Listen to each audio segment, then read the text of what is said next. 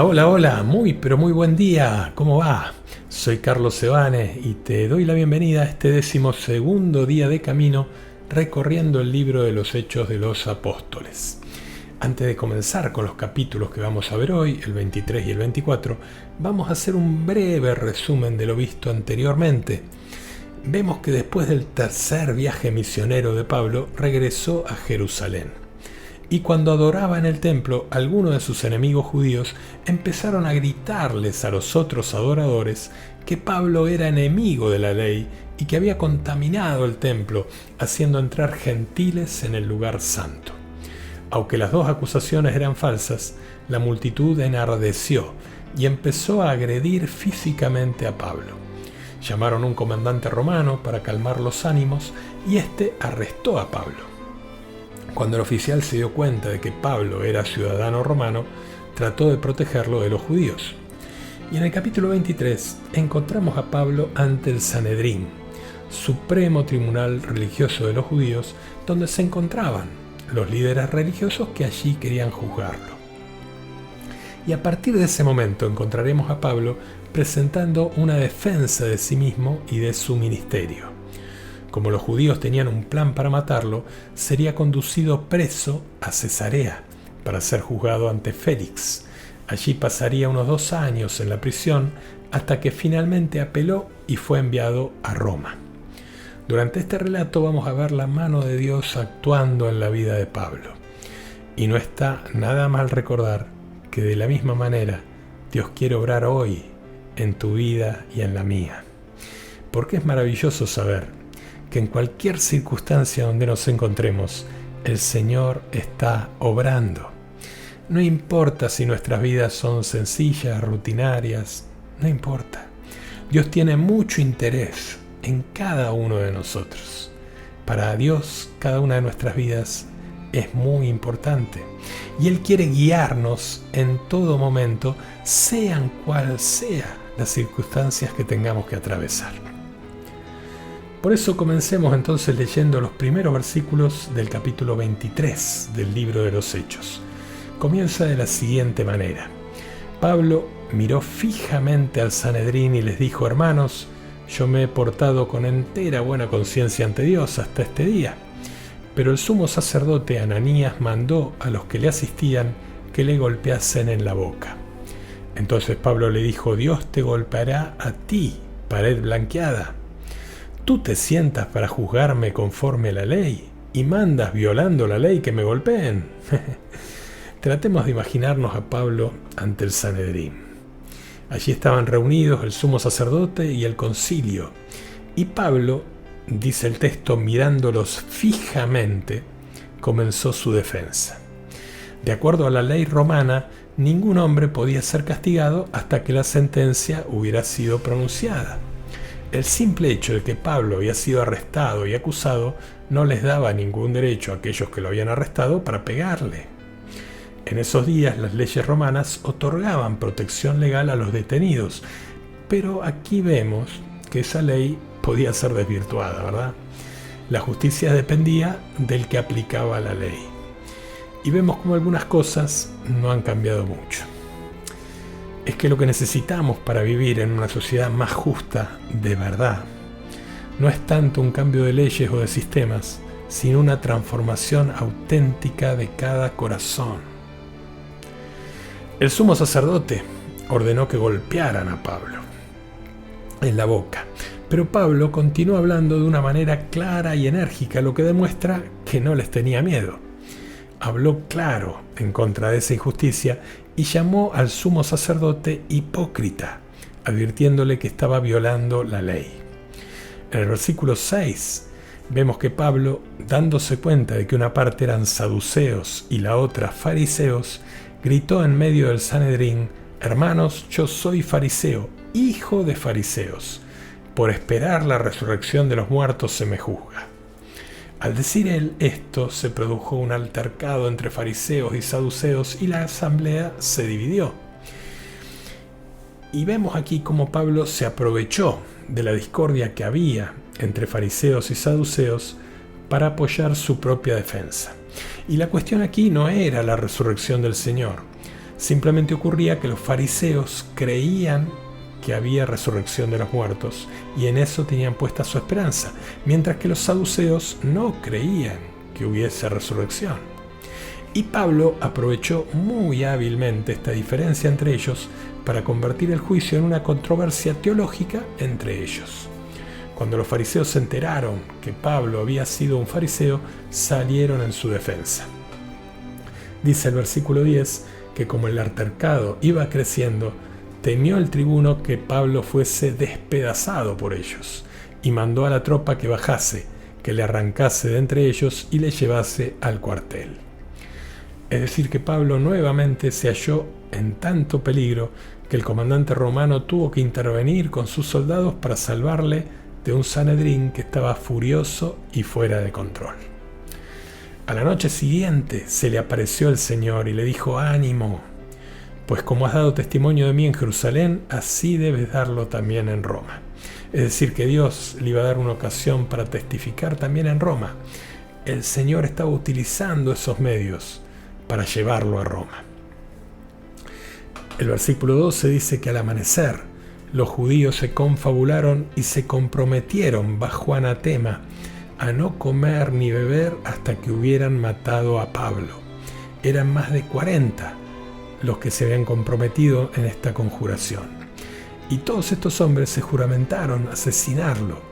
Pero el Señor tenía un plan diferente para Pablo, ¿verdad? Después de haber sido notificados de la conspiración para asesinar a Pablo, los romanos lo llevaron en secreto a Cesarea, a la residencia de Félix, el gobernador romano. Cuando los judíos descubrieron que se habían llevado a Pablo, varios de ellos viajaron a Cesarea con un abogado llamado Tertulio, quien acusó a Pablo ante Félix de ser un agitador, el cabecilla de la secta de los nazarenos y un profanador del templo. En su discurso ante el gobernador, Tértulo utilizó la adulación y el engaño para obtener el favor del gobernador, para caerle simpático. En tono sereno y respetuoso con el gobernador, Pablo invitó a los judíos a presentar las evidencias que apoyaran sus acusaciones, y desde luego no pudieron hacerlo. Sin embargo, Félix, quien se sentía incómodo ante la predicación de Pablo, lo mantuvo prisionero por 2 años más. Durante ese tiempo, Festo reemplazó a Félix y decidió enviar a Pablo a Roma para que lo juzgaran. Verdaderamente parecía que donde fuera Pablo le seguían los problemas, pero él no los ocasionaba. Frecuentemente en las ciudades que Pablo visitaba, las comunidades judías incitaban los alborotos. Y Pablo les predicó el evangelio a los gentiles solo después de presentar primeramente el evangelio a los judíos en todos esos lugares. La buena obra que Pablo había hecho en el campo misionero ahora se usaba en su contra con una acusación totalmente falsa. Y como le había ocurrido antes, Pablo estaba sufriendo por proclamar el nombre de Jesús. Pero miremos bien cómo reacciona. No se autocompadece, no se siente la víctima, no le echa la culpa a Dios, ni siquiera contraataca contra quienes le acusan.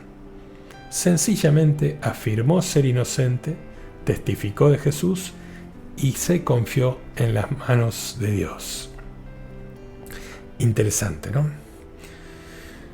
Se le había advertido a Pablo que iba a enfrentar serios problemas en Jerusalén, pero su respuesta fue: por el nombre del Señor estoy dispuesto no solo a ser atado, sino también a morir en Jerusalén. Déjame preguntarte, ¿cómo reaccionás vos cuando las cosas no van como quisieras? ¿Le echas la culpa a Dios?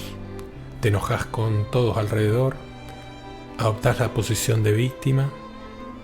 Decís, bueno, está bien, yo algunas cosas hago mal, pero los demás son peores, ¿eh? Señalás a los demás alrededor.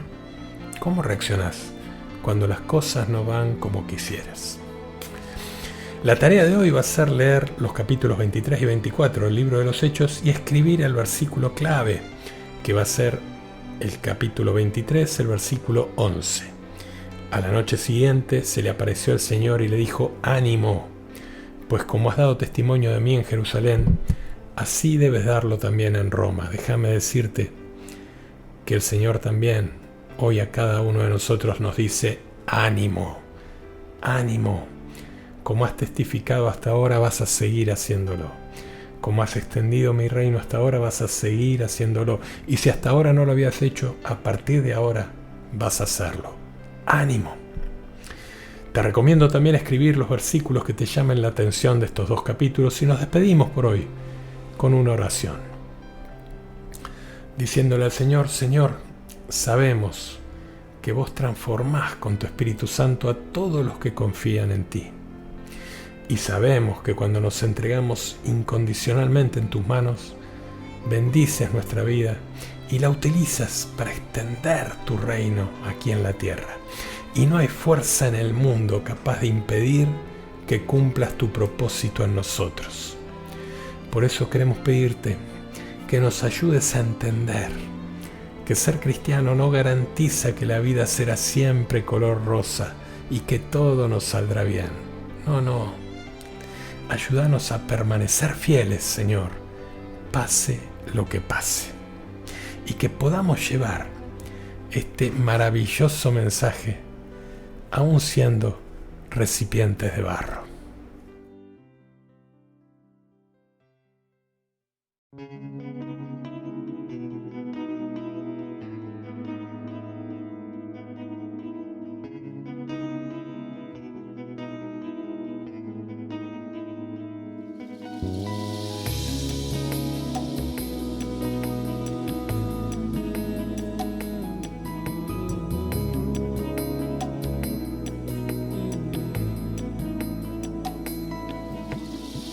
Atribulados en todo, pero no aplastados, perplejos pero no desesperados, perseguidos pero nunca abandonados, derribados pero no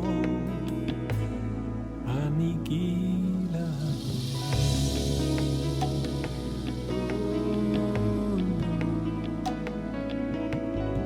Llevamos en nuestros cuerpos los sufrimientos de Cristo, para que también su vida se manifieste en nosotros, aunque nuestro hombre exterior se vaya desmoronando, nuestro hombre interior siempre se va renovando. Llevamos este tesoro en recipientes de barro, no procede de nosotros este poder extraordinario. Llevamos este tesoro en recipientes de barro, no procede de nosotros este poder extraordinario.